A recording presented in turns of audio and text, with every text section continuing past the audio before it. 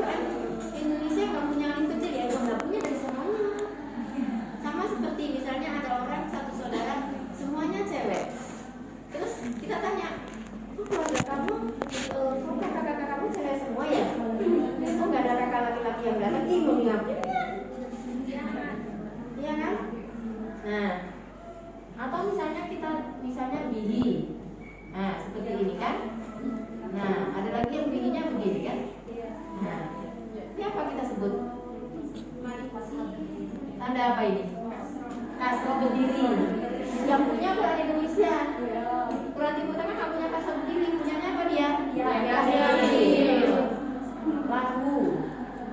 Nah, ada yang begini, ada yang begini, iya kan?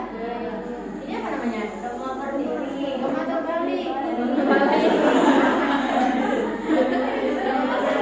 Tandanya apa? Bahwa diri panjang. Nah, kalau ini wow kecil. Ini contoh tanda tajwid, ini tanda baca. Contoh tanda tajwid. Jadi ini menandakan ada huruf mad di sini. Nah, lalu misalnya sawaun. Nah, teman-teman lihat tuh. Apa nih? Biasanya disebut alis. Apa? Bendera.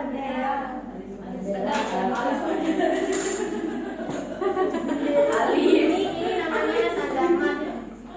Ya, dari apa? Ini tuh dari tulisan begini loh, teman-teman.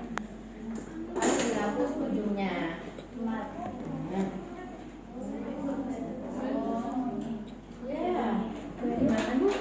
Soalnya nanti di pelajaran dobles itu ada filosofinya semua. Tanda sundung itu yang bentuknya kayak gini, itu singkatan dari apa sih? Bisa dari jim, bisa dari hak, bisa dari kok. Tasdid itu ada yang bentuknya begini, kita teman-teman tahunya tasdid begini ada ya? Ada yang bentuk selain ini kalau di pelajaran dobles. Jadi terus Bu, kalau sekarang ya tinggal teman-teman untuk tanda baca yang ada. Makanya tadi saya bilang satu halaman saja yang diteliti. Di halaman itu ada tanda apa aja?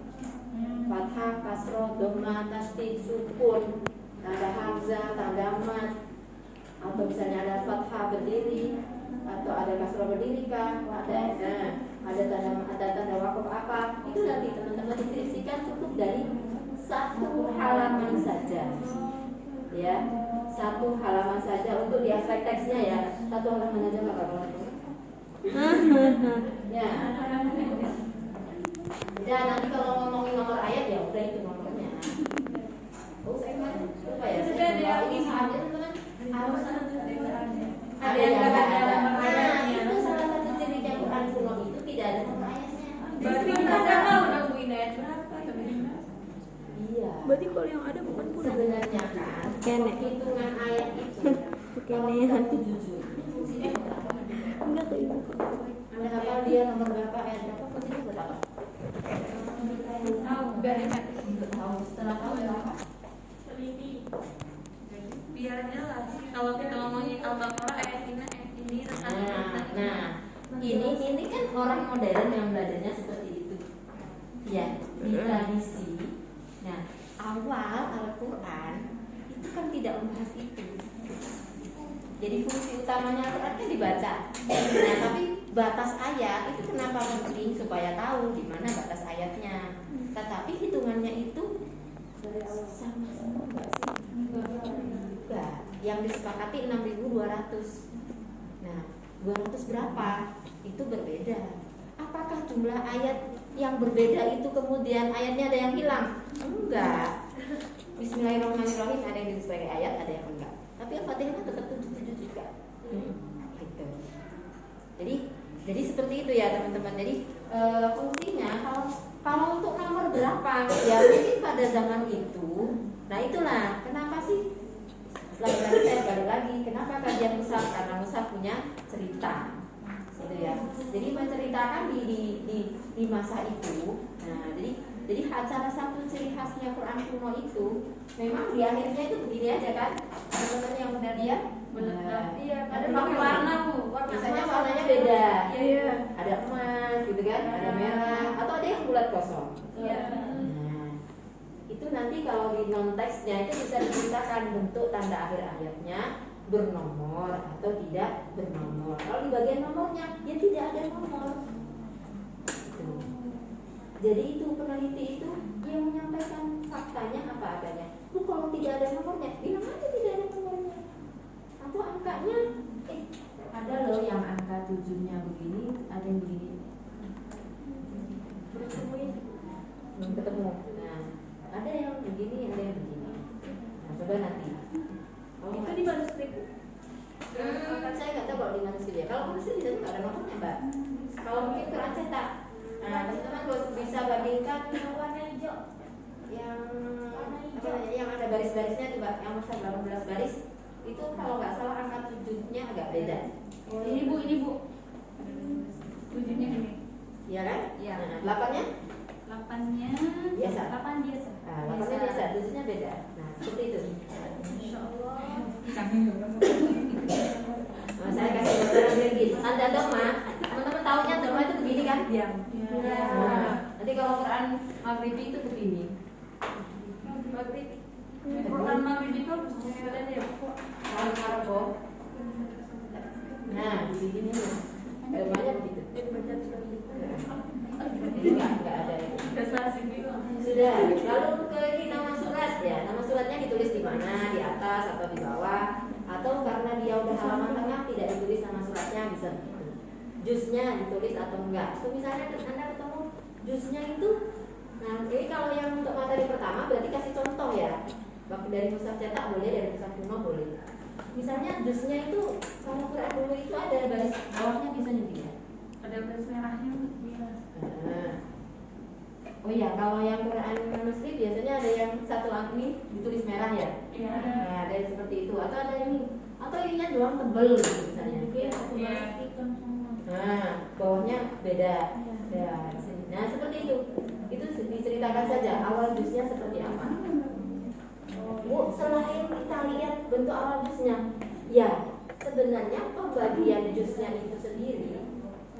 Anda kalau tahu nggak juz 23 itu depannya itu yang benar wa ma'anzalna atau wa ma'liyahan? Oh iya. Ada yang pernah lihat juz 23 awalnya wa ma'liyahan? Ya.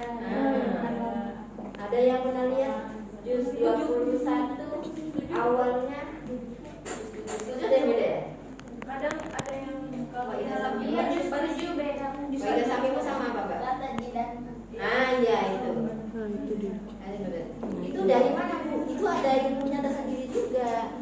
Namanya ilmu tasik, itu ilmu pembagian Al-Quran. Jadi, Bu, yang mana yang tidak yang persoalan benar dan salah, tetapi itu memang cara membaginya berbeda, itu saja. Jadi nanti rujukannya yang pakainya pakai punya siapa, ya, model pembagiannya siapa gitu. Terus, nama kalau ada yang mau tanya silakan langsung. Tadi dompet aku Bu. Tanda baca. Bu, Ya, kenapa saat itu nggak ada langsung dikasih nomor misalnya aku ini ada satu gitu. enggak ada seperti itu kan. Kalau kita ingin sejarah Al-Quran kan begitu. Kalau wahyu turun, Nabi minta kepada para sahabat penulis wahyu, tulis ayat ini, ya di surat ini, sebelum ini, setelah ini, gitu kan? Nah, jadi memang penomoran itu adalah ilmu penomorannya sendiri itu sudah masuk di istihadnya para ulama, tetapi bahwa ini bagian surat ini bagian surat ini, kecuali Al-Fatihah memang ada asal matani itu matani Al-Fatihah gitu ya. Jadi penomoran kalau jumlah itu masih Bu, dilihatnya dari mana? Ya itu macam-macam, nanti di ilmu adul ada cara penghitungannya dari mana. Kenapa bisa berbeda? Misalnya ketika Nabi baca Alhamdulillahirabbil alamin, Ar-Rahmanir-Rahim. Nah, itu kalau menurut ini Nabi itu kalau apa per ayat. Ada yang mengatakan, oh enggak, itu hanya nontonin bahwa itu ayat gitu. Nah, jadi seperti itu. Sudah. Tadi apa ya, Mbak? Kemudian juz sudah kemarin ya pembagiannya sumun, hizib, rubuk. Nanti tinggal teman-teman kasih definisinya yang bagian pertama, terus kasih contohnya. Contohnya bebas ambil dari mana saja ya. Nah, Lalu nanti, teks tambahan. Kalau kemarin saya masukkan konteks ya, saya yang salah. Harusnya masuk di sini. Sebelum, dipikir, dan sesudah. Sebelum itu ada yang ada doanya, kayak kemarin kan, ada mungkin ada asmaul husna, atau ada catatan dari pemilik mushaf atau dari apapun lah. Biasa kita sebut itu kolofon ya. Tulisan tangan yang ada di sebelum atau di akhir mushaf. Itu nanti kalau kita kolofon. Materinya nanti ada di pas kayak masuk di Sebelum itu berarti sebelum surat Al-Fatihah. Jadi kita, ibu maksudnya teks utama itu apa? Al-Fatihah sampai Anas. Ya, itu namanya teks utama. Selain Al-Quran, nah ini ada yang sebelumnya, ada yang pinggir mungkin ada terjemahnya, atau mungkin ada qiraat, atau mungkin ada tafsir, atau mungkin ada yang lain-lain. Lalu di akhir, atau kalau Quran cetak yang dulu ada yang sebelumnya ada doanya. Lalu di akhir ada lagi doa Al-Quran. Lalu mungkin yang ada yang di belakang itu gambar makhluk dulu biasanya. Ya, yang zaman dulu. Ya, sekarang itu ada kertas keterangan Al-Quran langsung ini. Bukan, kalau itu yang tulisan aslinya. Maksudnya saya punya, saya pakainya masih ada di sini.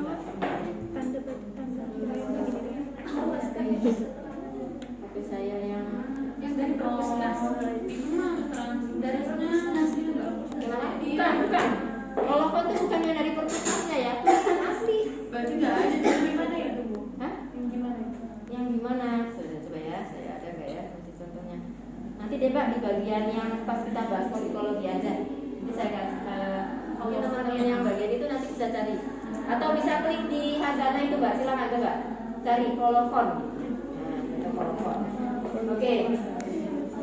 Jadi biasanya ada keterangan-keterangan sebelum, sesudah, atau di pinggir. Sudah ya. Nanti kalau non teks sebenarnya untuk di IG kita tidak terlalu banyak kesini ya. Kenapa? Karena teman-teman juga tidak belajar kaligrafi, ya kan? Iya. Cuman kita mau tahu, ada ragam iluminasi gitu ya. Jadi ini semacam ya Biar tahu aja lah. Jadi ini hiburannya kita akan mengkaji mushaf dari tidak hanya dari aspek ulumul Qur'annya saja, tetapi ada aspek-aspek yang lain. Maka mengkaji mushaf itu tidak hanya domainnya orang Islam saja yang ngerti Al-Quran saja, tetapi jangan salah, temannya ini namanya Profesor Teh Ana Teh Galop ya, Ana Teh Galop, saya lupa ya. Karena kalau saya sebut Teh Galop, Ana Teh Galop, saya lupa ya. Ana Teh Galop, ya nggak salah. Beliau itu ahli ini, meneliti iluminasinya. Gitu. Misalnya lalu kalau ada namanya Peter Riddle, itu meneliti mushaf dari aspek kesejarahannya.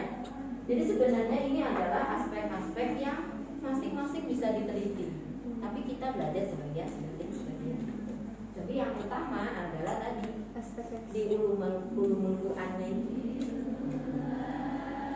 Segarapannya ini, tapi kita juga selain itu harus tahu. Nah, jadi misalnya kayak tadi sampulnya ukuran berapa dan seterusnya gitu. Itu ya teman.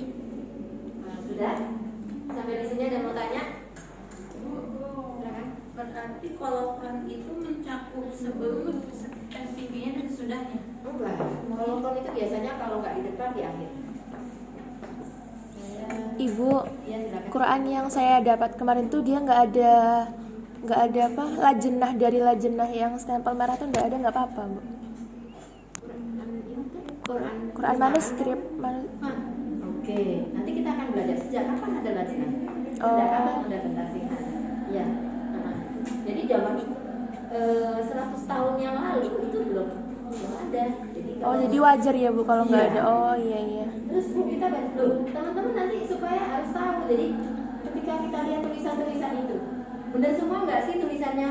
Oh, ada misalnya, ini ada yang tidak tepat tulisannya, harusnya ini tertulis ini. Nah, sehingga nanti kita tahu kemudian masuk di sejarah pencetakan, nah itu seperti apa, latar belakangnya mungkin apa.